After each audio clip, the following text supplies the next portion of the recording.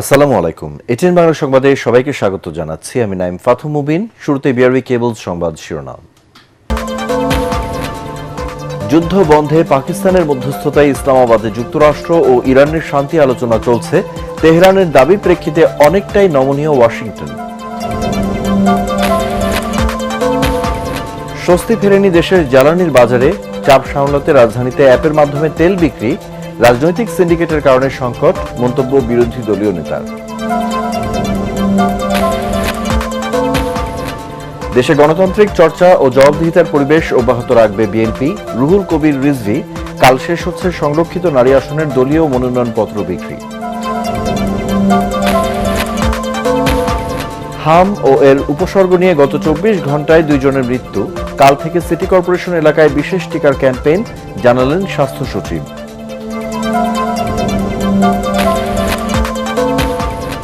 এবং শিগগিরই চাঁদাবাজদের বিরুদ্ধে সাঁড়াশি অভিযানে নামবে র্যাব। সারা দেশে সেক্টর ভিত্তিক 650 চাঁদাবাজের প্রাথমিক তালিকা প্রস্তুত। শুনছিলেন বিআরবি কেবলস সংবাদ শিরোনাম, এবারে বিস্তারিত। শুরুতে ইরান আমেরিকার যুদ্ধ প্রসঙ্গ। মধ্যপ্রাচ্যে চলমান উত্তেজনার নিরসনে অবশেষে পাকিস্তানের মধ্যস্থতায় ইসলামাবাদে শুরু হয়েছে ইরান ও যুক্তরাষ্ট্রের উচ্চ পর্যায়ের শান্তি আলোচনা।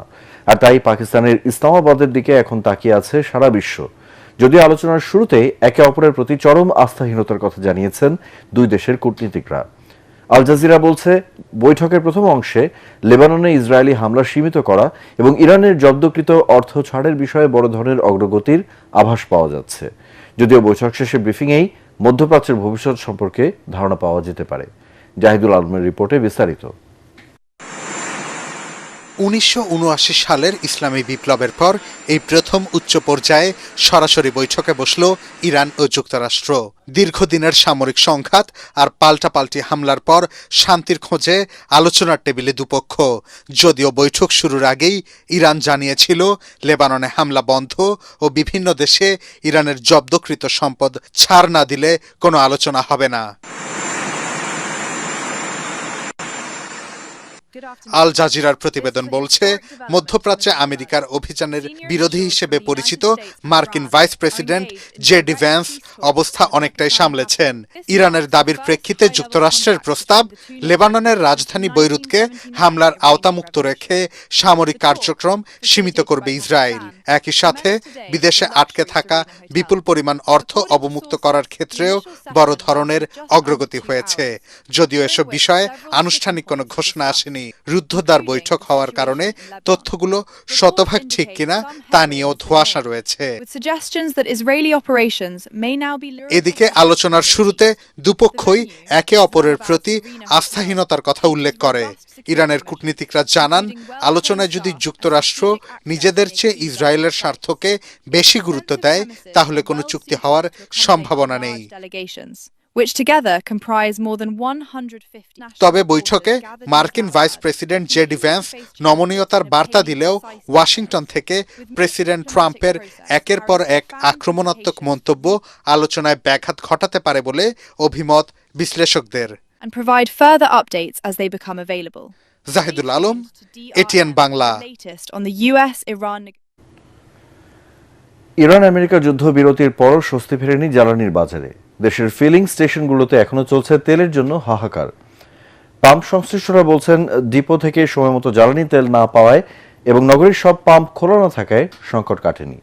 শনিবার থেকে নগরীর বেশ কয়েকটি পাম্পে সরকার ঘোষিত অ্যাপের মাধ্যমে রেজিস্ট্রেশন করে 10 লিটার জ্বালানি পাচ্ছেন মোটরসাইকেল চালকরা। তৌহিদুর রহমান, নিশানের রিপোর্ট। মধ্যপ্রাচ্যে যুদ্ধের উত্তেজনা কমলেও দেশের বাজারে কমেনি জ্বালানি নিয়ে ভোগান্তি। এখনও রাজধানীর ফিলিং স্টেশনগুলোই দীর্ঘ হচ্ছে জ্বালানি প্রত্যাশীদের সারি। রাজধানীর ফিলিং স্টেশনগুলোতে গত কয়েকদিনের তুলনায় শনিবার বেশি চাপ লক্ষ্য করা গেছে। জ্বালানি পেতে দীর্ঘ অপেক্ষা ও ভোগান্তিতে চরম হতাশ গ্রাহকেরা। আমি পাম্পে আসছিলাম ভাইয়া ভোর 4টার পরে, 4:15 কি 4:30টার দিকে, এখনো পাম্পে যাইতে পারি নাই। মন্ত্রী মহোদয়, এমপি মহোদয় সংসদে বলতেছে যে তেলের অভাব নাই, কিন্তু আমরা জনগণ, সাধারণ জনগণ খুব কষ্ট পাচ্ছি ভাই। তেল আছে সব জায়গায়, তেল আছে, পামালারা হয়তো অনেক জায়গায় দেয় না। এক জায়গায় দেয় 1 লিটার, এক জায়গায় দেয় 2 লিটার, দিতে চায় না। এরকম সিরিয়ালে তো এত তেলের অভাব থাকার কথা না আমাদের। এদিকে অবৈধ মজুত ঠেকাতে পরীক্ষামূলকভাবে অ্যাপে রেজিস্ট্রেশনের মাধ্যমে মোটরসাইকেলে তেল বিক্রি করছে বেশ কিছু পাম্প। এই অ্যাপসে যখন আপনার তথ্য থাকবে তখন তেলের একটা খরচের একটা হিসাব পাওয়া যাবে যে বাংলাদেশে কতগুলো একটা জরিপ হয়ে যাবে। অ্যাপ হচ্ছে একটু বেশি দিচ্ছে, 10 লিটার পর্যন্ত পার ডে দিচ্ছে। তো এখনো পাই নাই, পাওয়ার পরে এক্স্যাক্টলি আমি ডিটেলসটা বলতে পারবো। পাম্প কর্তৃপক্ষ বলছে নগরীর বেশিরভাগ পাম্পেই সময় মতো জ্বালানি ডিপো থেকে আসছে না, এতে অন্যান্য পাম্পে বাড়ছে মানুষের চাপ। যদি অ্যাট এ টাইম সারাদিন আমরা যেমন সকাল 7টা থেকে সন্ধ্যা 7টা পর্যন্ত তেল দেওয়ার ব্যবস্থা করে থাকি, এটা যদি সবগুলো পাম্পে অ্যাট এ টাইম করা যেত, আসলে সবগুলো পাম্পে যদি অ্যাট এ টাইম তেল দিত, তাহলে দু একটা পাম্পের প্রতি এই প্রেশারটা থাকতো না। তেলের জন্য দীর্ঘ সময় নগরীর রাস্তায় দাঁড়িয়ে থাকা যানবাহনের কারণে রাস্তায় বাড়ছে যানজট। জ্বালানি সংকট নিয়ে গ্রাহকদের আতঙ্ক কমানো গেলে এই ভোগান্তি কাটিয়ে ওঠা সম্ভব বলে মনে করছেন সংশ্লিষ্টরা। তৌহিদুর রহমান নিশান, এটিএন বাংলা, ঢাকা। দেশের রাজনৈতিক সিন্ডিকেটের কারণে তেলের সংকট চলছে বলে অভিযোগ করেছেন জামায়াতে ইসলামীর আমির ডাক্তার শফিকুর রহমান। সকালে রাজধানীর ফার্মগেটে কৃষিবিদ ইনস্টিটিউশনে এক সেমিনারে কথা বলেন তিনি। এদিকে দুপুরে সোহরাওয়ার্দী উদ্যানে শ্রমিক কল্যাণ ফেডারেশনের ত্রিবার্ষিক সম্মেলনে জামায়াতের আমির বলেন, আবারও জনগণের অধিকার পায়ে পিষ্ট করার ষড়যন্ত্র শুরু হয়েছে। জনগণের অধিকার আদায়ে সরকারকে চুল পরিমাণ ছাড় না দেওয়ার হুঁশিয়ারিও দেন বিরোধী দলীয় নেতা। খায়রুল ইসলামের রিপোর্ট। বাংলাদেশ শ্রমিক কল্যাণ ফেডারেশনের ত্রিবার্ষিক সম্মেলন ঘিরে রাজধানীর সোহরাওয়ার্দী উদ্যানে এই জমায়েত। যোগ দেন সারা দেশ থেকে আসা সংগঠনটির নেতাকর্মীরা, আমন্ত্রিত হন বিভিন্ন রাজনৈতিক দলের নেতারাও। সম্মেলনে আগামী 3 বছরের জন্য সংগঠনটির নতুন কমিটি নির্বাচন করা হয়। সভাপতি হিসেবে আতিকুর রহমান ও সাধারণ সম্পাদক হিসেবে লস্কর মোহাম্মদ তসলিম নির্বাচিত হন। বাংলাদেশ শ্রমিক কল্যাণ ফেডারেশনের ক্ষমতার পরিবর্তন হলেও শ্রমিকদের ভাগ্য উন্নয়ন হয় না জানিয়ে বক্তারা বলেন, সরকার গণভোটের রায় না মেনে ফ্যাসিবাদের পথে হাঁটছে। ক্ষমতার স্বার্থে জনগণের রক্তের কথা ভুলে গিয়েছে বর্তমান বিএনপির সরকার। শ্রমিক আন্দোলনকে, ট্রেড ইউনিয়নকে ক্ষমতায় যাবার সিঁড়ি বানিয়ে কেউ প্রধানমন্ত্রী হয়েছে, কেউ মন্ত্রী হয়েছে, শ্রমিকদের ভাগ্যের বদল হয়নি। জনগণের ভোটকে যারা গ্রহণ করে নাই তারা জনগণের পক্ষের বন্ধু হইতে পারে নাই। কোন সরকারি শ্রমিকদের চাওয়া পাওয়া পূরণ করেনি বলে মন্তব্য করেন জামায়াতের আমির। রাষ্ট্রকেও দায়িত্ব নিতে হবে। মালিকরা ইনসাফের ভিত্তিতে তাদের যা করণীয় তা করবে, বাকিটা রাষ্ট্রকে শেয়ার করতে হবে। শ্রমিকদের সন্তানদেরকে মানুষ করার দায়িত্ব পরিপূর্ণভাবে শুধু সরকারকেই নিতে হবে। জনগণের স্বার্থের প্রশ্নে সরকারকে এক চুলও ছাড় না দেওয়ার হুঁশিয়ারি দেন ডাক্তার শফিকুর রহমান। জনগণের অধিকার আবার পায়ের তলায় পিষ্ট করার পায়ে তারা শুরু হয়েছে। জনগণের অধিকারের ব্যাপারে আমরা সরকার কিংবা যে কোনো কর্তৃপক্ষকে ইনশাআল্লাহ চুল পরিমাণ ছাড় দেব না।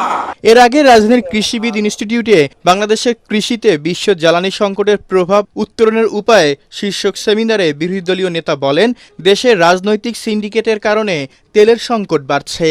যতগুলা বড় সিন্ডিকেশন দেশে হয় আমাদের দেশে, সবগুলোর পিছনে রুলিং পার্টি যারা, তাদের হাত থাকে। অতীতেও ছিল, এখনো আছে, তার কোনো পরিবর্তন হয়নি। খায়রুল ইসলাম, এটিএন বাংলা, ঢাকা। রাজধানীর বেইলি রোডে মহিলা সমিতি মঞ্চে শিশুতোষ নাটক কবি চিতাবাঘ দেখেছেন প্রধানমন্ত্রী তারেক রহমান। তার সঙ্গে ছিলেন স্ত্রী ডাক্তার জুবাইদা রহমান ও মেয়ে ব্যারিস্টার জাইমা রহমান। মহিলা সমিতিতে শিশুতোষ নাটকটি উপভোগ করেন তারা। প্রধানমন্ত্রীর অতিরিক্ত প্রেস সচিব আতিকুর রহমান রুমন বলেন, নাটক দেখা মূল উদ্দেশ্য নয়, মূলত প্রধানমন্ত্রী ও তার পরিবারের সদস্যরা শিশু শিল্পীদের উৎসাহ দিতেই সেখানে যান। পরে প্রধানমন্ত্রী শিশু শিল্পীদের সাথে ফটো সেশনেও অংশ নেন। শিকড় চিলড্রেন থিয়েটারের প্রযোজনায় নওশিন আফসানা বৃষ্টির গল্পে এই শিশুতোষ নাটকটির নাট্যরূপ দিয়েছেন তপু চন্দ্র দাস।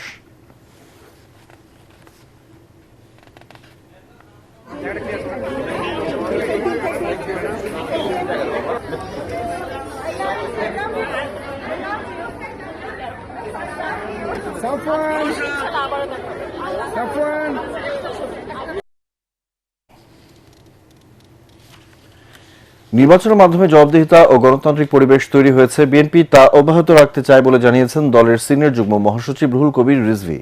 নয়াপল্টন কেন্দ্রীয় কার্যালয়ের সংরক্ষিত নারী আসনে বিএনপির মনোনয়নপত্র বিক্রি ও জমার দ্বিতীয় দিনে তিনি জানান, গণতান্ত্রিক প্রক্রিয়ায় যাচাই বাছাই করে যোগ্য প্রার্থীকে মনোনয়ন দেয়া হবে। বিএনপি সর্বক্ষেত্রে জবাবদিহিতা নিশ্চিত করতে চায়।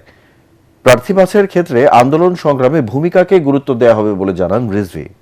12 এপ্রিল মনোনয়নপত্র জমা দেওয়ার শেষ দিন। আগামী 12 মে অনুষ্ঠিত হবে সংরক্ষিত নারী আসনের নির্বাচন। দেশের জনগণ জানবে যে যারা ক্ষমতায় আছেন বা পার্লামেন্টে যারা আছেন, সরকারি দল বিরোধী দল, একটা সুস্থ এবং সুষ্ঠু গণতান্ত্রিক রীতিনীতি অবলম্বন করছেন এবং প্রত্যেকটিতেই জনগণের কাছে জবাবদিহিতার একটি পরিবেশ তৈরি হয়েছে।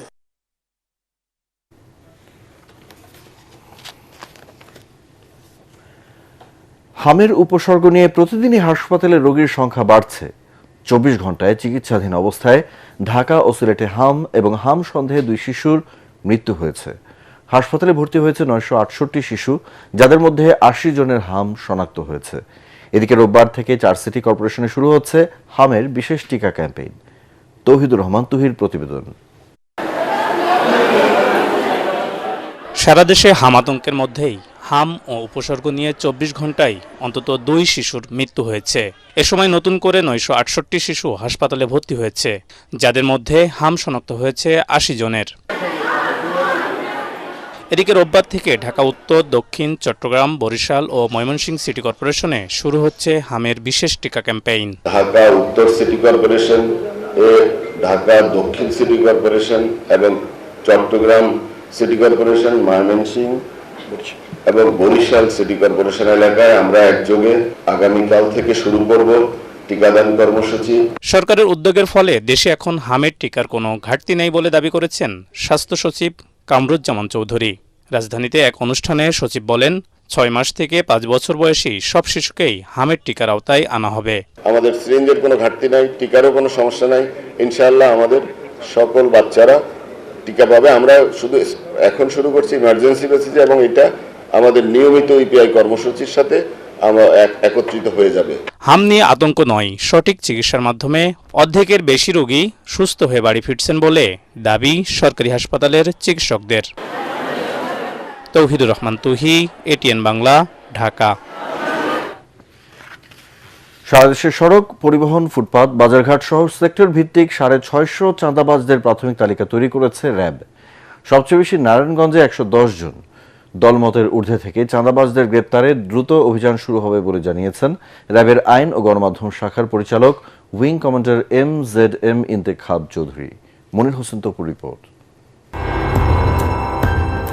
জিরো টলারেন্স নীতি নিয়ে এবার চাঁদাবাজ নির্মূলে সাঁড়াশি অভিযানে মাঠে নামছে র্যাপিড অ্যাকশন ব্যাটালিয়ন র্যাব। সরকারের নির্দেশে সারা দেশের 650 শতাধিক চাঁদাবাজের প্রাথমিক তালিকা প্রস্তুত করেছে সংস্থাটি। তালিকা ধরে দলমতের ঊর্ধ্বে থেকে র্যাবের 15টি ব্যাটালিয়ন একযোগে এই অভিযান পরিচালনা করবে। সাধারণ মানুষের জানমাল রক্ষা করা এবং ব্যবসায়ীরা যাতে ভয় ডরহীনভাবে ব্যবসা বাণিজ্য করতে পারে সে বিষয়টিকে মাথায় রেখে এই অভিযান চালানো হবে বলে জানিয়েছে র্যাব। গোয়েন্দা নজরদারি চালু রয়েছে এবং আমরা এই তালিকা তৈরি করছি যেটা একেবারেই আনবায়াসড হবে এবং যারাই এই তালিকাতে থাকবে আমরা চেষ্টা করব অতি দ্রুত তাদেরকে আইনের আওতায় নিয়ে আসার জন্য এবং এই জঘন্য অপরাধকে দমন করার জন্য। আমরা এখানে দিন হিসেবে বলে নেই, এটা যত দ্রুত সম্ভব, কারণ এটার খুব দ্রুতই আমাদেরকে মাঠে নামতে হবে এমনই নির্দেশনা আছে। ইনশাআল্লাহ এটা আজকেও হতে পারে। র্যাবের মিডিয়া সেন্টারে সংবাদ সম্মেলনে র্যাবের এই পরিচালক আরও বলেন, শ্যামলীর সিকেডি হাসপাতালে চাঁদা দাবির ঘটনায় জড়িতদের তথ্য যাচাই বাছাই করে ব্যবস্থা নেওয়া হবে। এক্ষেত্রে আমাদেরও যে ছায়া তদন্তের কার্যক্রম সেটা চলমান আছে। আমরা নিশ্চিত হলে অবশ্যই অতি দ্রুততম সময়ে অপরাধীকে আইনের আওতায় আনতে পারবো ইনশাআল্লাহ। জুলাই অভ্যুত্থানের পর র্যাব মানবাধিকার লঙ্ঘনের মতো কোনো অপরাধে জড়ায়নি বলে দাবি করেন র্যাবের এই কর্মকর্তা। আমাদের কাছে বর্তমানে এই ধরনের কোনো রকমের রাজনৈতিক প্রেশার নেই এবং গত জুলাই আগস্টের পর থেকে র্যাব এই ধরনের মানবতা বিরোধী কোনো ধরনের কাজে সংশ্লিষ্ট হয়নি। সংবাদ সম্মেলনে জানানো হয়, গেল 24 ঘন্টায় র্যাবের বিভিন্ন ব্যাটালিয়ন মানব পাচার, অপহরণ, মাদক কারবার ও সন্ত্রাসী কর্মকাণ্ডে জড়িত 14 জনকে গ্রেফতার করেছে। আসামিদের বিরুদ্ধে একাধিক মামলা রয়েছে। মনির হোসেন তপু, এটিএন বাংলা, ঢাকা। বিনা পারিশ্রমিকে 2 সহস্রাধিক কিডনি প্রতিস্থাপন করে দেশজুড়ে আলোচিত চিকিৎসক ডক্টর কামরুল ইসলামের সিকেডি হাসপাতালে চাঁদাবাজির অভিযোগ উঠেছে। যুবদল নেতা পরিচয়ের স্থানীয় এক ব্যক্তি এই চাঁদা দাবি করেন। এ বিষয়ে সংবাদ সম্মেলনে হাসপাতাল কর্তৃপক্ষ জানান, জোর করে ডিম ও চালের টেন্ডার নিতেন মইদুদ্দিন নামের ওই ব্যক্তি। তবে অতিমূল্যে তাকে টেন্ডার দিতে হাসপাতাল কর্তৃপক্ষ অস্বীকৃতি জানালে তিনি এ চাঁদা দাবি করেন। এ ঘটনায় প্রধানমন্ত্রীর নির্দেশে যুবদলের শীর্ষ নেতারা হাসপাতালে যান।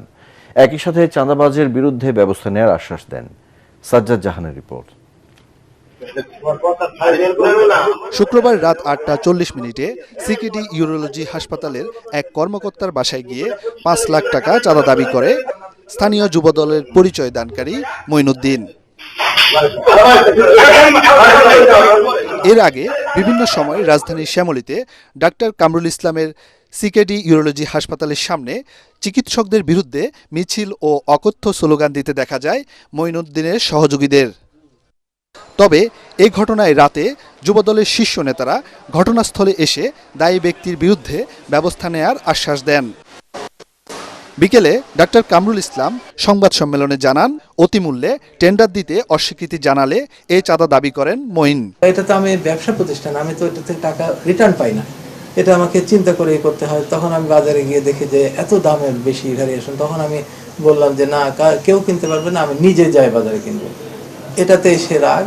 এখন কে ইনফরমেশন স্যারকে দিল, স্যার এটা কেন বন্ধ করলো, তাকে জিম্মি করো, তাকে আটকাও, তাকে এই করো, ভয় দিতে দেখান, এই হচ্ছে এর ব্যাকগ্রাউন্ড। এই ঘটনায় প্রধানমন্ত্রীর নির্দেশে যুবদলের শীর্ষ নেতারা চাঁদাবাজদের বিরুদ্ধে ব্যবস্থা নেয় ধন্যবাদ জানান তিনি। রাত্রে নিউজটা হবে আমি জানতাম না, আমি ভাবছি বোধহয় পরে হবে, তবে তো এটা হয়ে যে এত হয়েছে। পরে রাত্রে যখন ওনারা আসছেন তখন আমি আশ্বস্ত হলাম যে না, ব্যাপারটা বেশ সিরিয়াস। এবং ওনারা একজন ডিজিএফআই একজন উচ্চপদস্থ কর্মকর্তাকে ফোন করলেন এবং আমার সঙ্গে কথা বললেন। উনি বললেন তো যে আমরা অতি দ্রুত তাকে অ্যারেস্ট করে ফেলবো এরকম। তবে প্রশাসনকে পূর্বে জানানো হলেও যথাযথ ব্যবস্থা না নেয়ায় ক্ষোভ প্রকাশ করে হাসপাতাল কর্তৃপক্ষ। সাজ্জাদ জাহান, এটিএন বাংলা, ঢাকা। জ্বালানি সংকট অব্যাহত থাকলে নতুন করে দেশের 14 লাখ মানুষ দারিদ্র্য সীমার নিচে চলে যাওয়া নিয়ে বিশ্বব্যাংকের সতর্ক বার্তাকে আমলে নিয়ে বাজেট দেওয়ার তাগিদ দিয়েছেন অর্থনীতিবিদ অধ্যাপক ডক্টর সেলিম জাহান। রাজধানীতে ডিবেট ফর ডেমোক্রেসির ছায়ার সংসদ বিতর্ক প্রতিযোগিতায় এ তাগিদ দেন তিনি। এ সময় প্রতিষ্ঠানটির চেয়ারম্যান হাসান আহমেদ চৌধুরী কিরণ বলেন, আওয়ামী লীগের রেখে যাওয়া লন্ডভন্ড ভঙ্গুর ধ্বংসস্তূপের ওপর দাঁড়িয়ে ঘোষিত হতে যাচ্ছে এবারের বাজেট। মিজান শাহজাহানের রিপোর্ট। রাজস্ব খাতে অর্থনৈতিক সুশাসন নিশ্চিত করেন, যেই জিনিসটি মাননীয় স্পিকার হচ্ছে আপনার অর্থনীতিকে আরো বেশি সুরক্ষিত করবে। জনগণের উপর চাপ নয়, আমরা প্রায় 12 লাখ কৃষকের মাথার উপর থেকে পাহাড় সমান ঋণের বোঝা কমিয়ে দিচ্ছি মাননীয় স্পিকার। অর্থনৈতিক সুরক্ষায় রাজস্ব আয় বাড়ানোর কৌশল নিয়ে সংসদীয় পদ্ধতির বিতর্কের আয়োজন করে ডিবেট ফর ডেমোক্রেসি। সরকারি দল ইস্টার্ন ইউনিভার্সিটি আর বিরোধী দল টিচার্স ট্রেনিং কলেজ।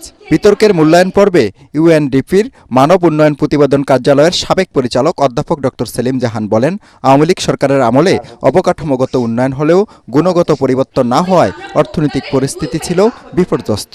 2014-এর পরে যেই অবস্থাটা পেয়েছি, আমরা দেখেছি যে এখানে সেখানে নানান রকমের ভৌত অবকাঠামোর অগ্রগতি হয়েছে, নানান রকমের পরিমাণগত অগ্রগতি হয়েছে, কিন্তু গুণগত বিষয়টি যেহেতু পেছনে ছিল, সেই জন্য কিন্তু আমরা একটা বিপর্যস্ত অর্থনীতি পেয়েছি। ছায়া সংসদের স্পিকার হাসান আহমেদ চৌধুরী কিরণ বলেন, বাজেটে মুনশিয়ানা দেখাতে হবে সরকারকে। সৎ ব্যবসায়ীদের হয়রানি না করার পাশাপাশি বাড়তি করের বোঝা চাপানো যাবে না নিম্ন আয়ের মানুষদের উপর। দেশের একটা গুরুত্বপূর্ণ সন্ধিক্ষণে আওয়ামী লীগের ফেলে যাওয়া লন্ডভন্ড অর্থনীতির যে অবস্থা, যে ধ্বংসস্তূপ, সেই ধ্বংসস্তূপের উপর দাঁড়িয়ে মধ্যপ্রাচ্যের যে সংকট, জ্বালানি যে সংকট, বৈশ্বিক যে সংকট, সেই সংকটে দাঁড়িয়ে কিন্তু বিএনপি সরকার, নবগঠিত সরকার তাদের বাজেট ঘোষণা করতে যাচ্ছে। কেন্দ্রীয় ব্যাংকে অর্থ মন্ত্রণালয়ের নিয়ন্ত্রণমুক্ত রাখার পক্ষে অধ্যাপক ডক্টর সেলিম জাহান। আর হাসান আহমেদ চৌধুরী কিরণ বলেন, গভর্নরের পেশা নয়, তার কর্মকাণ্ডই যোগ্যতার প্রমাণ দেবে। কর ভীতি নয়, আমার মনে হয় করের অনীহা আছে। এবং আমাদের মতো সাধারণ মানুষের অনেক সময় অনীহা থাকে যে আমি যে কর দিচ্ছি কিন্তু সেটার তো কোনো সেবা আমি পাচ্ছি না। অতএব আপনি কর দেবেন, সেবা পাবেন, সেটা যদি করা যায়। কারো ব্যাংক অ্যাকাউন্ট বন্ধ হয়ে থাকে, সেগুলি ন্যায়ের মাধ্যমে তাদেরকে সেই ব্যাংক অ্যাকাউন্ট খুলে দিয়ে ব্যবসা পরিচালনা করে দেওয়ার সুযোগ না দিলে আমরা ভবিষ্যতে বাংলাদেশের যে বর্তমান যে আর্থিক প্রেক্ষাপট, সেই প্রেক্ষাপটে কিন্তু আমাদেরকে আরো বড় ধরনের একটা চ্যালেঞ্জের মুখোমুখি হতে হবে। বিতর্কে বিজয়ী হয় eastern university. Mizan Shahjahan, ATN Bangla, Dhaka. ঢাকাকে পরিচ্ছন্ন এবং বসবাসযোগ্য নগরী করে গড়ে তুলতে সরকারকে সহযোগিতা করতে নগরবাসীর সহযোগিতা চেয়েছেন সড়ক পরিবহন, সেতু ও রেলপথ মন্ত্রী শেখ রবিউল আলম। রাজধানীর হাজারীবাগে পরিচ্ছন্নতা অভিযান উদ্বোধন করে তিনি বলেন, ডেঙ্গু মৌসুমকে সামনে রেখে মশা নিয়ন্ত্রণে ব্যাপক প্রস্তুতি সরকারের রয়েছে। এ সময় ঢাকা দক্ষিণ সিটির প্রশাসক আব্দুস সালাম বলেন, ঢাকাবাসীকে নিরাপদ ও সুন্দর নগরী উপহার দিতে সবকিছুই করা হচ্ছে। রিপোর্ট করছেন জামিল হাসান শান্ত। ডেঙ্গু মৌসুমকে সামনে রেখে রাজধানীর হাজারীবাগে নিজ নির্বাচনী এলাকায় শনিবার মশক নিধন ও পরিষ্কার পরিচ্ছন্নতা কর্মসূচির উদ্বোধন করেন সড়ক পরিবহন ও সেতু মন্ত্রী শেখ রবিউল আলম। এ সময় আগামী প্রজন্মের জন্য বাসযোগ্য ঢাকা রেখে যেতে সবার সহযোগিতা চান তিনি। আমরা যদি সচেতন না হই তাহলে সিটি কর্পোরেশনের উপর শুধু দায় দিয়ে আর বর্জ্য ব্যবস্থাপনার জন্য কয়েকজন কর্মকর্তা কর্মচারী যারা সিটি কর্পোরেশনে আছে তাদের উপর দায়িত্ব চাপিয়ে আমার মনে হয় যে সফল হওয়া যাবে না। আপনার নগর বিল্ড আপ করার ক্ষেত্রে আপনারও অনেক অবদান আছে, সেটা আপনাকে বুঝতে হবে, মানতে হবে এবং বাস্তবায়ন করতে হবে। এদিকে মগবাজার এলাকায় বিশেষ পরিচ্ছন্নতা ও মশক নিধন অভিযান পরিচালনা করেন দক্ষিণ সিটি কর্পোরেশনের প্রশাসক আব্দুস সালাম। মশা নিধন করা সম্ভব না, পরিষ্কার রাখাও সম্ভব না যদি জনগণ এগিয়ে না আসে। তাই সমাধান আপনার আমার কাছে, সবার কাছে। কারণ আমি পরিষ্কার করবো, আবার আপনি যদি দখল করেন, দখলটা কে করছে? বাইরে ইন্ডিয়া থেকে তো লোক আসা করতেছে। আমরা একদিক দিয়ে পরিষ্কার করি, আবার আরেক দিক দিয়ে দখল হয়ে যায়, আবার আরেক দিক দিয়ে পলিথিন ফেলানো হয়। এটার জন্য আমরা বলতেছি জনসচেতনতা দরকার। ডেঙ্গু মশা নিধনে এই অভিযান অব্যাহত থাকবে বলেও জানান প্রশাসক। জামিল হাসান শান্ত, এটিএন বাংলা, ঢাকা। দেশের পুরো সাপ্লাই চেইন এআই মডেলে অন্তর্ভুক্ত করা হবে বলে জানিয়েছেন বাণিজ্য মন্ত্রী খন্দকার আব্দুল মুক্তাদির। সিলেট মহানগরীর টিলাগড়ে কৃষকের হাট উদ্বোধন করে তিনি আরো বলেন, টিসিবির কার্যক্রম জোরদার করা হবে। সিন্ডিকেটের মাধ্যমে বাজার নিয়ন্ত্রণের সংস্কৃতি দেশ থেকে দূর করা হবে বলেও জানান তিনি। মন্ত্রী বলেন, প্রান্তিক কৃষকরা কোনো মধ্যস্বত্বভোগী ছাড়াই সরাসরি সাধারণ ক্রেতাদের কাছে পণ্য বিক্রির সুযোগ পাবেন। প্রতিদিন সকালে টিলাগড় পয়েন্টের নির্ধারিত স্থানে এই বাজারের কার্যক্রম চলবে। যুদ্ধ যদি প্রলম্বিত হয়, এটির অভিজ্ঞতা তো সারা পৃথিবীতে চলবে, আমরা তো পৃথিবীর বাইরে না। প্রলম্বিত হলে কি হবে সেটা আরেকটি বিষয়। এই মুহূর্তে যেন এটার অভিজ্ঞতা আমাদের মানুষের ক্রয়সীমার মধ্যে বা ক্রয় ক্ষমতার মধ্যে না পড়ে, সেজন্য সরকার বিভিন্ন উপশমমূলক ব্যবস্থা নিচ্ছে। আর্থিক স্বচ্ছতা নিশ্চিতকরণ, সুশাসন জোরদার ও টেকসই অর্থনৈতিক প্রবৃদ্ধি ত্বরান্বিত করতে চার্টার্ড অ্যাকাউন্ট্যান্টদের আহ্বান জানিয়েছেন তথ্য ও সম্প্রচার মন্ত্রী জহিরুদ্দিন স্বপন। শনিবার আইসিএবির 22তম সমাবর্তন অনুষ্ঠানে কথা বলেন তিনি। অনুষ্ঠানে 2022 থেকে 25 সালের মধ্যে বিভিন্ন সেশনে সিএ পরীক্ষায় উত্তীর্ণ 276 জন শিক্ষার্থীদের হাতে সনদ তুলে দেন তথ্যমন্ত্রী।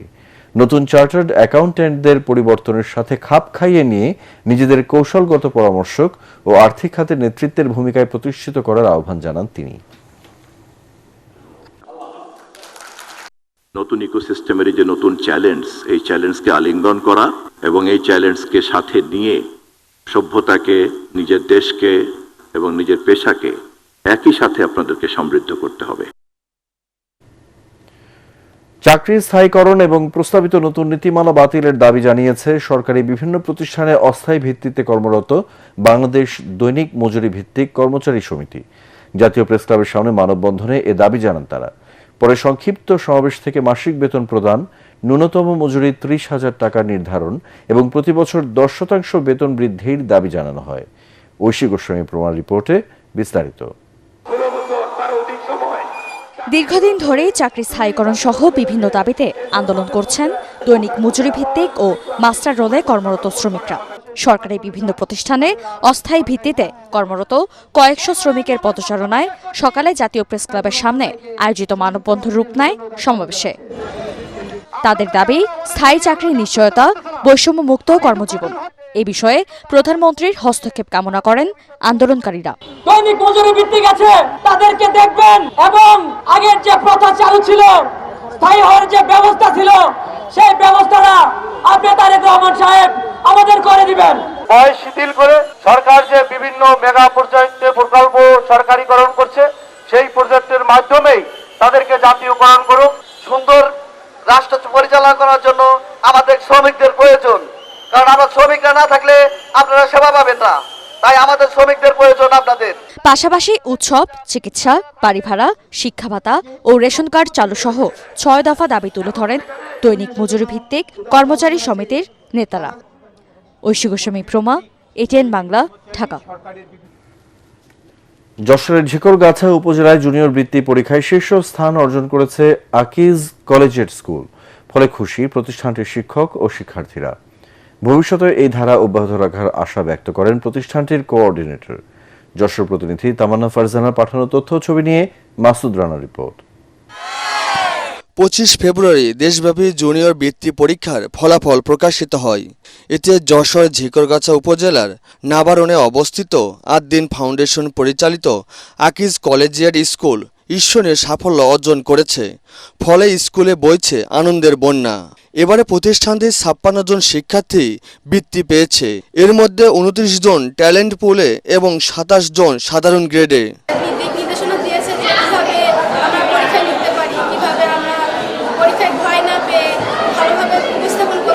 আমি অষ্টম শ্রেণীতে 2025 সালে ট্যালেন্ট পুলে বৃত্তি পেয়েছি। আমার অনুভূতি খুবই ভালো। ছাত্রীর অবদান সব থেকে বেশি। আমি নিয়মিত ক্লাসে আসতাম, স্যাররা অনেক ভালো করে পড়াতেন। তা সেটাই মূল কারণ আমার ভালো রেজাল্ট করার। তার পিছনে আমার নিজস্ব অনেক প্রচেষ্টা ছিল, আবার আমার বাবা মা অনেক সাপোর্ট করতেন। প্রতিবার যে একটা কম্পিটিশন থাকে, সব স্কুল থেকে বেস্ট স্টুডেন্ট আসলে যায়, সেই ক্ষেত্রে ওখানে কম্পিটিশন অনেক বেশি, সেই ক্ষেত্রে প্রিপারেশনও সেরকম অনেক বেশি নিতে হয়। আমরা ক্লাস থেকে যতটুকু পেয়েছি, বাসায় যতটুকু পড়েছি, আল্লাহর রহমতে সেটুকু আমাদের জন্য এনাফ ছিল, আমরা পেরেছি। প্রতিষ্ঠানটির কোঅর্ডিনেটর রবিউল হক বলেন, শৃঙ্খলার মধ্যে শিক্ষা কার্যক্রম পরিচালনার ফলেই ধারাবাহিকভাবে ভালো ফলাফল সম্ভব হয়েছে। ধারাবাহিকতা ফলাফলে এটা অব্যাহত থাকবে এবং আমাদের প্রিন্সিপাল সহ সকল শিক্ষকদের যে তাদের প্রচেষ্টার ফলে এটা হয়েছে। এটা এই ফলাফল আসলে টিম রেজাল্ট। এই ফলাফল প্রাপ্তিতে শিক্ষক শিক্ষার্থীর পাশাপাশি অভিভাবকরা সন্তুষ্ট বলে জানান প্রতিষ্ঠানটির অধ্যক্ষ মোহাম্মদ কামরুজ্জামান। আমাদের শিক্ষার্থীরা তারা পরিশ্রম করেছে, আমাদের শিক্ষকরা তারা পরিশ্রম করে শিক্ষার্থীদের তৈরি করেছে এবং অভিভাবকরা আমাদের সহযোগিতা করেছে, যার ফলে এই অর্জনটি সম্ভব হয়েছে। এই সাফল্যের ধারাবাহিকতা ধরে রাখতে সংশ্লিষ্ট সকলের সম্মিলিত প্রচেষ্টা অব্যাহত থাকবে, এমনটাই প্রত্যাশা সবার। Bureau report, ATN Bangla. এবারে পূবালী ব্যাংক বাণিজ্য সংবাদ।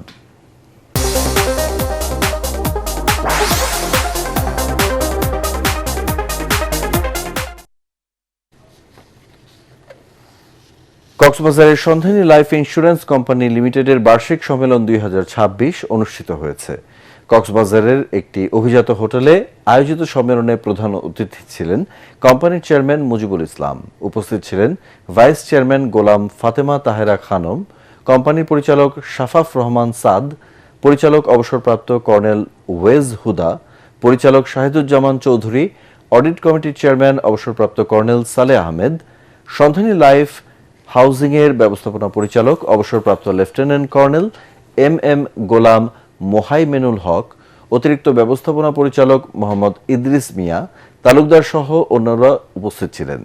অনুষ্ঠানে সভাপতিত্ব করেন কোম্পানির সিইও ও ব্যবস্থাপনা পরিচালক নিমাই কুমার সাহা। সম্মেলনে 2026 সালে নতুন নিয়োগ বৃদ্ধি, নবায়ন, পারসিস্টেন্সি উন্নয়ন এবং ব্যবসায়িক কার্যক্রম আরও গতিশীল করার বিষয়ে অঙ্গীকার ব্যক্ত করা হয়। এছাড়া অনুষ্ঠানে 4টি ক্যাটাগরিতে শীর্ষস্থান অর্জনকারী উন্নয়ন কর্মকর্তাদের 2025 সালের ব্যবসায়িক সাফল্যের ভিত্তিতে ক্রেস্ট ও সনদ প্রদান করা হয়।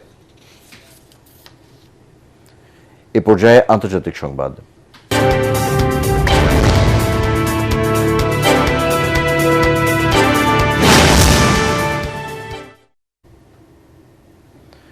চাঁদের কক্ষপথ প্রদক্ষিণের ঐতিহাসিক অভিযান শেষে পৃথিবীতে ফিরেছেন আর্টেমিস 2 মিশনের 4 নভোচারী। স্থানীয় সময় শনিবার সকাল 6টা 7 মিনিটে তাদের বহনকারী অরিয়ন মহাকাশযানটি ক্যালিফোর্নিয়ার সান দিয়েগো উপকূলে প্রশান্ত মহাসাগরে অবতরণ করে। 4 নভোচারী সম্পূর্ণ সুস্থ আছেন। বিস্তারিত জানাচ্ছেন নিয়াজ জামান সজীব।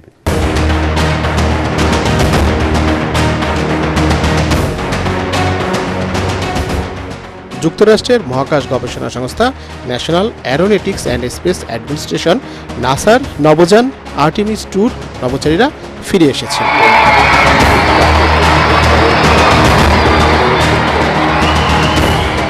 দশ দিনের সফল অভিযান শেষে পৃথিবীতে ফিরলেন তারা। সমুদ্রে অবতরণের পর আর্টেমিস 2 এর কমান্ডার রিড ওয়াইজম্যান ওরিয়ন জানান, অসাধারণ এই যাত্রায় সবাই স্থিতিশীল আছেন। নভোচারীদের ওরিয়ন ক্যাপসুল থেকে একটি নৌযানে নিয়ে মার্কিন নৌবাহিনীর উদ্ধারকারী জাহাজের মেডিকেল বেতে নিয়ে যাওয়া হয়। সেখানে চিকিৎসকরা নভোচারীদের নাড়ির গতি, রক্তচাপ, মস্তিষ্ক ও স্নায়ুর কার্যকারিতা পরীক্ষার পর তাদের হিউস্টনের জন স্পেস সেন্টারে নেওয়া হয়। মার্কিন প্রেসিডেন্ট ডোনাল্ড ট্রাম্প নভোচারীদের পৃথিবীতে স্বাগত জানিয়ে সামাজিক যোগাযোগ মাধ্যমে পোস্ট করেছেন। একই সাথে নভোচারীদের হোয়াইট হাউসে আমন্ত্রণ জানিয়েছেন তিনি। গত 1 এপ্রিল যুক্তরাষ্ট্রের ফ্লোরিডা অঙ্গরাজ্যের কেনেডি স্পেস সেন্টার থেকে চাঁদের উদ্দেশ্যে রওনা হয় আর্টেমিস 2 নভোযান। Reid Wiseman, Victor Glover, Christina Koch এবং জেরেমি হ্যানসেন 4 নভোচারী অংশ নিয়েছিলেন এই চন্দ্রাভিযানে। 4 জনের মধ্যে জেরেমি কানাডার ও বাকি 3 জন যুক্তরাষ্ট্রের নাগরিক। মিশনটি একাধিক নতুন ইতিহাস গড়েছে। চাঁদের দূরবর্তী অংশে অবস্থানের সময় পৃথিবী থেকে তাদের দূরত্ব ছিল 2,52,757 মাইল, যা 1970 সালের অ্যাপোলো 13 মিশনের রেকর্ড 2,48,655 মাইল ভেঙে দিয়েছে। নাসার কর্মকর্তারা জানিয়েছেন, এই অভিযানে আর্টেমিস 2 পৃথিবীর 2 অক্ষপথ প্রদক্ষিণের সময় 11,17,515 কিলোমিটার এবং চাঁদের চূড়ান্ত ফ্লাইবাইয়ের 2,52,000 মাইল অতিক্রম করেছে। নিয়াজ জামান সজীব, এটিএন বাংলা। জমকালো আয়োজনে ময়ূরপঙ্খী এন্টারপ্রেনার ও ইউথ কার্নিভাল 2026 এবং ময়ূরপঙ্খী মেডেল অফ অ্যাচিভমেন্ট প্রদান অনুষ্ঠিত হয়েছে। রাজধানীতে ময়ূরপঙ্খী ফাউন্ডেশন ও ময়ূরপঙ্খী ইন্টারন্যাশনালের উদ্যোগে ওআরএস ইভেন্ট মিডিয়ার ইভেন্ট ব্যবস্থাপনায় এই আয়োজন করা হয়। অনুষ্ঠান পরিচালনায় ছিলেন ইভেন্ট অর্গানাইজার ও ময়ূরপঙ্খীর প্রতিষ্ঠাতা চেয়ারম্যান রোহিত সুমন। এতে ইউএস বাংলা এয়ারলাইন্সের জিএম ও ঢাকা পোস্টের ভারপ্রাপ্ত সম্পাদক মোহাম্মদ কামরুল ইসলাম, ব্যাংকার ও ময়ূরপঙ্খীর পিস অ্যাম্বাসেডর রিফাত মাহবুব সাকিব, মটসের পরিচালক জেমস গোমেজ, জাতীয় দলের সাবেক ক্রিকেটার আব্দুর রাজ্জাক, জাতীয় মহিলা দলের সাবেক ক্রিকেটার সালমা খাতুন সহ অন্যরা উপস্থিত ছিলেন। বিভিন্ন ক্যাটাগরিতে স্ব পেশায় বিশেষ অবদানের জন্য দেয়া হয় মেডেল অফ অ্যাচিভমেন্ট। সাংবাদিকতায় সিনিয়র সাংবাদিক জয় বুলবুল, এটিএন বাংলার সিনিয়র নিউজ প্রেজেন্টার ভাবনা আহমেদ, সাংবাদিক মোহাম্মদ রুবেল ভুঁইয়া, বাংলাদেশের আলোর সাংবাদিক হৃদয় খান, অভিনেতা সজল নূর, অভিনেত্রী কুসুম শিকদার সহ আরো অনেককেই বিশেষ পুরস্কারে ভূষিত করা হয়।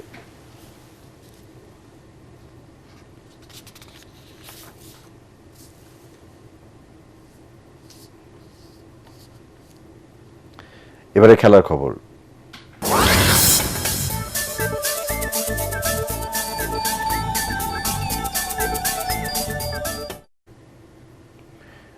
নিউজিল্যান্ডের বিপক্ষে আসন্ন ওয়ানডে সিরিজের প্রথম 2 ম্যাচের জন্য পাকিস্তানের বিপক্ষের দলটিকেই অপরিবর্তিত রেখেছে বাংলাদেশ ক্রিকেট বোর্ড বিসিবি। তবে দলে একজন পেস অলরাউন্ডারের অভাব বোধ করছেন নির্বাচকরা। বিসিবিতে এক সংবাদ সম্মেলনে এমনটাই জানান প্রধান নির্বাচক হাবিবুর বাশার সুমন। পরাগারমানের রিপোর্ট। নিউজিল্যান্ডের বিপক্ষে আসন্ন ওয়ানডে সিরিজটি বাংলাদেশের জন্য বেশ গুরুত্বপূর্ণ। সেজন্য দল নিয়ে কোনো পরীক্ষা নিরীক্ষাই করতে রাজি নন নির্বাচকরা। ওয়ানডে বিশ্বকাপে সরাসরি খেলতে হলে এই সিরিজে জয় চাই টাইগারদের। তাই গত মার্চ মাসে পাকিস্তানের বিপক্ষে খেলা দলটিকে অপরিবর্তিত রেখেছেন নির্বাচকরা। আমরা যখন দলটা দেখেছি, দেখুন আমার we had a successful series. Last series যেটা আমরা মনে বাংলাদেশ ভালো ক্রিকেট খেলেছে এবং সেখানে কিছু খেলোয়াড় হয়তো সুযোগ পাননি একাদশে, সো এবং কিছু প্লেয়ার নতুন এসছে গত সিরিজে। সো আমাদের কাছে মনে হচ্ছে যেটা আমরা পলিসি সেট করেছি, যদি যখন কেউ আসবে সে যেন অ্যাটলিস্ট আমরা তাকে পর্যাপ্ত সুযোগ দিতে পারি এবং দেখুন গত সিরিজে কিছু প্লেয়ার খেলেননি, আমরা আলাপ করেছি যারা খেলার সুযোগ পাননি। তো কাউকে সুযোগ না দিয়ে আমরা দল থেকে বাদ দেওয়ার পক্ষপাতিত্ব নেই। ক্রিকেটারদের আত্মবিশ্বাস ধরে রাখতে এবং সবাইকে পর্যাপ্ত সুযোগ দিতেই আগের 15 জনকে নিয়ে দল সাজানো হয়েছে বলে জানান হাবিবুল বাশার। তবে ব্যাটিং লাইনে টপ ও মিডল অর্ডার নিয়ে অনেক কাজ করতে হবে বলেও মনে করেন তিনি। আমরা মানে বাংলাদেশ ইজ ভেরি ফরচুনেট যে আমাদের একটা ডিপার্টমেন্ট নিয়ে কিন্তু রোটেশন করলেও we are not missing much, সেটা হলো পেস বোলিং ডিপার্টমেন্ট। তো এই জায়গাটা আমরা খুব ফরচুনেট যে এইখানটায় আমরা আসলে চেঞ্জ করলেও we are not missing much. যেটা বেশি concern top order batting, middle order batting, সেখানে আমাদের কনসার্ন আছে। তো সেখানে আমাদের সেটেল করা খুব দরকার। সেখানে ঠিক রোটেশন না, সেখানে আমরা কাউকে তৈরি করার জন্য ডেফিনেটলি আমরা চেষ্টা করব। দল ঘোষণার সময় নির্বাচকরা জানান গত সিরিজে বাংলাদেশের পারফরমেন্স ছিল সন্তোষজনক, তাই পরবর্তী সিরিজে রিল্যাক্স থাকার জন্য দলে কোনো পরিবর্তন আনা হয়নি। পরাগ আরমান, এটিএন বাংলা, ঢাকা। নিউজ শেষ করার আগে বিআরবি কেবল সংবাদ শিরোনামগুলো এক নজরে আরেকবার। যুদ্ধ বন্ধে পাকিস্তানের মধ্যস্থতায় ইসলামাবাদে যুক্তরাষ্ট্র ও ইরানের শান্তি আলোচনা চলছে। তেহরানের দাবির প্রেক্ষিতে অনেকটাই নমনীয় ওয়াশিংটন। স্বস্তি ফেরেনি দেশের জ্বালানির বাজারে, চাপ সামলাতে রাজধানীতে অ্যাপের মাধ্যমে তেল বিক্রি, রাজনৈতিক সিন্ডিকেটের কারণে সংকট, মন্তব্য বিরোধী দলীয় নেতার। দেশে গণতান্ত্রিক চর্চা ও জবাবদিহিতার পরিবেশ অব্যাহত রাখবে বিএনপি, রুহুল কবির রিজভী। কাল শেষ হচ্ছে সংরক্ষিত নারী আসনের দলীয় মনোনয়নপত্র বিক্রি। হাম ও এর উপসর্গ নিয়ে গত 24 ঘন্টায় 2 জনের মৃত্যু। কাল থেকে সিটি কর্পোরেশন এলাকায় বিশেষ টিকার ক্যাম্পেইন, জানালেন স্বাস্থ্য সচিব।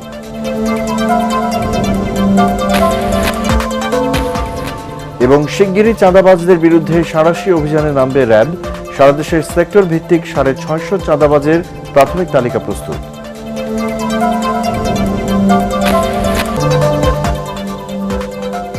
পরবর্তী সংবাদ দেখার আমন্ত্রণ জানিয়ে এখনকার মতো শেষ করছি। এটিএন বাংলার সংবাদ ইউটিউবে দেখতে ব্রাউজ করুন youtube/এটিএন বাংলা।